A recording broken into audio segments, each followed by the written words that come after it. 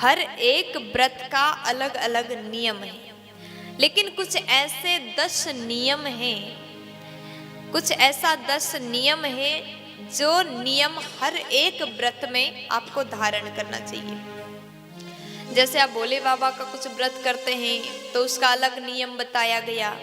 आप किसी अन्य जैसे हरिताली का तीज का व्रत करते उसका अलग नियम, सोमवार के व्रत का अलग नियम, एकादशी का व्रत करते उसमें अलग नियम, हर व्रत में अलग अलग नियम है। लेकिन 10 ऐसे नियम है जो कि हर व्रत में आपको इन 10 बातों का ध्यान रखना चाहिए।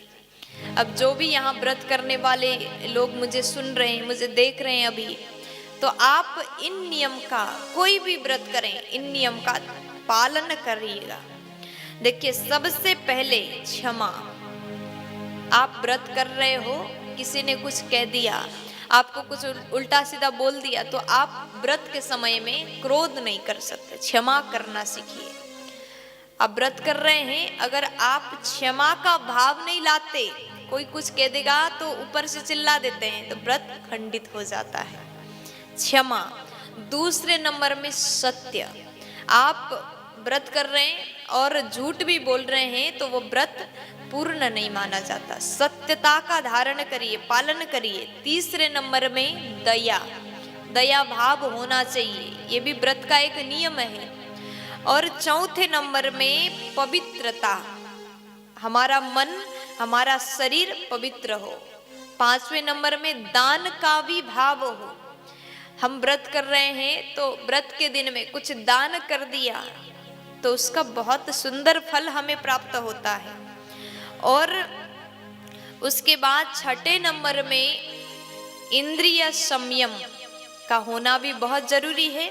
सातवें नंबर में भगवत आराधना। कुछ लोग कहते हैं ना, व्रत करते हैं, किसी किसी को देखने को मिलता है व्रत तो करते हैं लेकिन दिन भर बातचीत करते, व्रत कर रहे हैं, भूख लगी है, चलो टीवी देख के टाइम पास करते हैं, मोबाइल चला करके टाइम पास करते, फेसबुक चला करके, व्हाट्सएप चला करके टाइम पास करते। व्रत करते हैं तो टाइम पास नहीं करना। व्रत करते हैं तो आप पूरा दिन भगवत आराधना करें, भगवान का नाम जाप करें। और 8वां नियम है अग्निहोत्र, आप हवन करें, ये भी व्रत का एक नियम है। और 9वें नंबर में संतोष, हमारा मन संतोष होना चाहिए। हम व्रत कर रहे हैं और किसी भी चीज में असंतुष्ट हो गए तो व्रत में कहीं न कहीं दोष लगता है।